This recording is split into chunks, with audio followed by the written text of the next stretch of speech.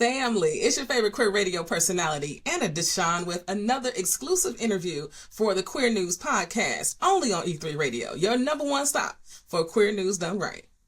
And our interview today is extra special because it's in partnership with WTTW Chicago. Tonight, they've got a doubleheader for you, okay? At 8 p.m. Central, they are playing the documentary Art and Pep about the love story of Art and Pep. I'm actually in this documentary. It's so good. It's so good. And then at 9 p.m. Central, they're playing the Outrage of Danny Sotomayor. And in this exclusive interview, I get to speak to Emmy award-winning producer Dan Andries about how that film came together and why it's so important for us to watch. So I hope you enjoy this interview. Dan and I met actually in San Francisco when the AIDS quilt was on display, and I learned that that was actually their first day of shooting for this film. Such a small world. So tap in. I hope you enjoy this interview, and I hope that you tune in tonight to WTTW Chicago. Peace.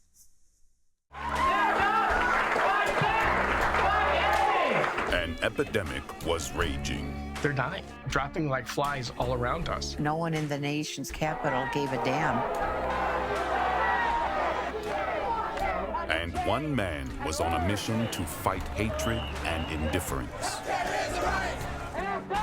Now people know we're a force to be reckoned with. His cartoons gave hope to a community under siege. Well, they were raw, they were angry, they were funny. Danny was brilliant. He was brilliant. And he confronted the powerful, ineffective, misleading. That mayor couldn't go anyplace without Danny blowing a whistle and opening up a banner. as he was battling AIDS. You could not ignore Danny Sotomayor. The Outrage of Danny Sotomayor. Next on Chicago Stories. And I want to know, why did you want to even tell Danny's story? So I'm the same age as Danny Sotomayor would be if he were alive.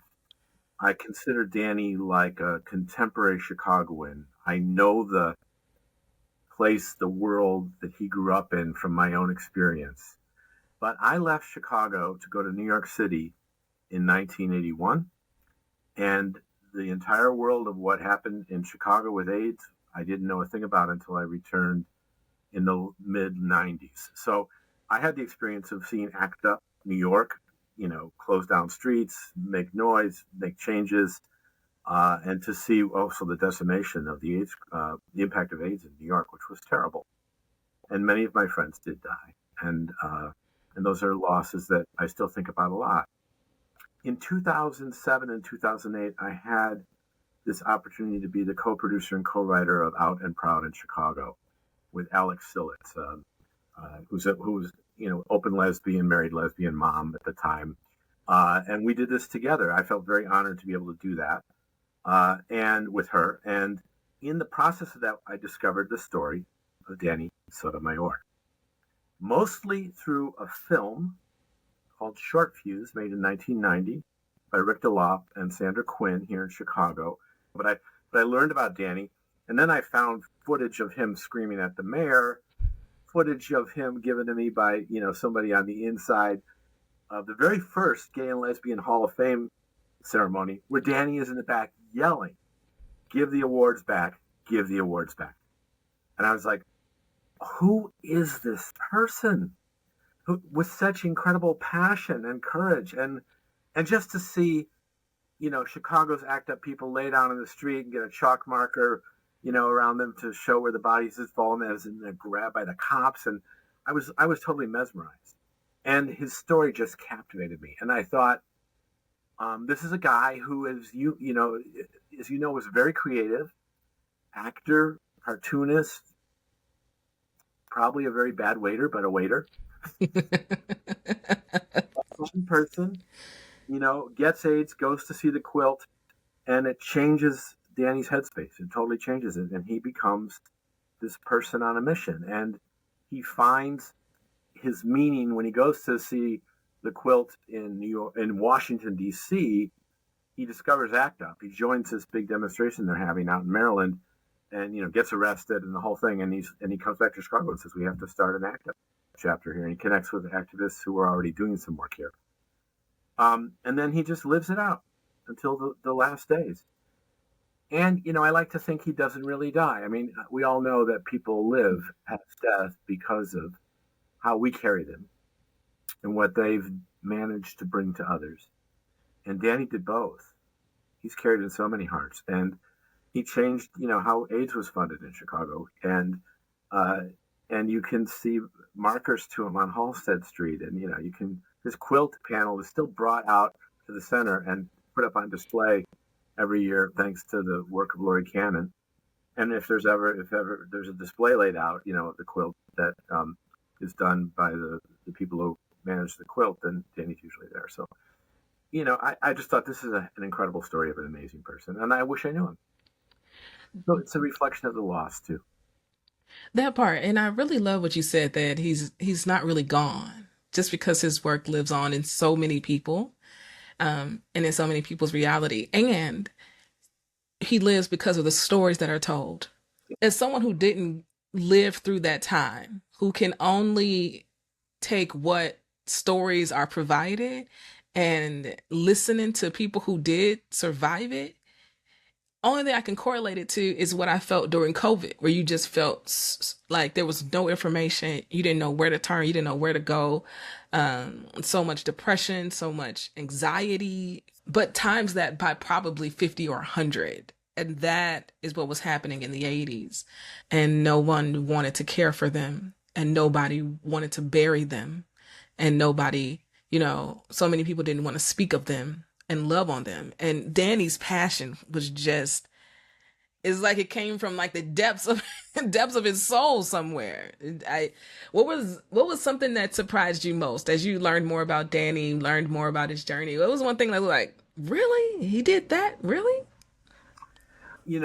I knew he was like out there and active. I didn't know how many places around the country he was. He ran around the country like crazy. And so, I'm looking at footage of a demonstration down in New York City at City Hall. It's an Act Up New York thing. And I just saw Danny like getting arrested in a shot. I'm like, so, and I'd heard like from people, oh, he was here, he was there. And I also wondered, like, was he really all these places? He was. And he was in San Francisco, and he was down in Atlanta, and he was, everywhere that way.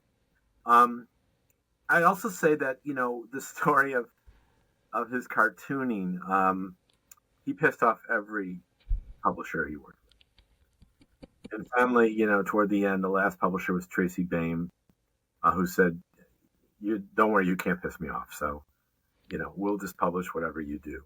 But I think those cartoons were really extraordinary. I knew about them, but I didn't sort of dig in as deeply on what those were like, and also his own feelings about his cartoons and his artwork.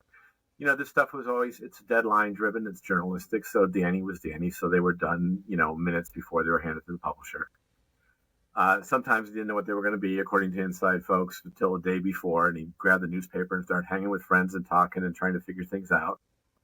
Might have been a lot of, relaxing substances involved to get those done. That's something we talk about in the doc. Relaxing substances. I love that. Yes. Yes. But he also, didn't get paid a lot for them. I will say something about the COVID thing. Anthony Fauci was front and center on COVID. Mm-hmm. Anthony Fauci was front and center in AIDS. Mm-hmm. And the people in New York, particularly Peter Staley at Act Up New York, were in constant connection with Anthony Fauci. And then they would go and they would publicly demonstrate in front of his place and make a scene and get arrested and, jump on roofs and put up signs.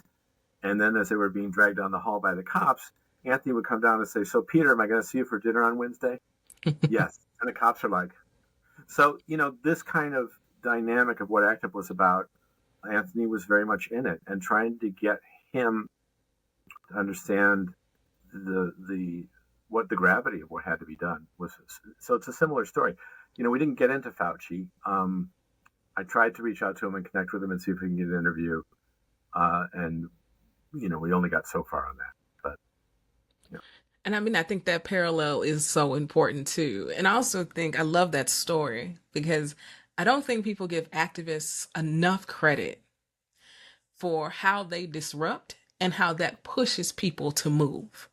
Right. I think people get very comfortable in being politically correct or expecting people not to speak up. Right. I think there's an expectation that people will remain silent, you know, but when people raise holy hell in the ways in which Danny Sotomayor raised holy hell absolutely everywhere he went, and what ACT UP did, which was not an organization that was seen favorably in the LGBTQ community. They were disruptors.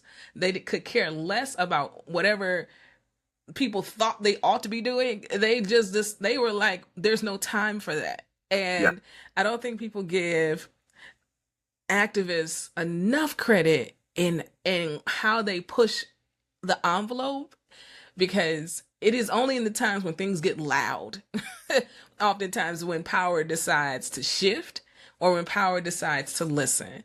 And I think Danny and ACT UP did that in a brilliant way. And I think we can learn so much from them around how they were able to change the narrative when those in the White House didn't even want to speak the word AIDS. Yes, that was shameful, without a doubt. Danny was a participant in a democracy.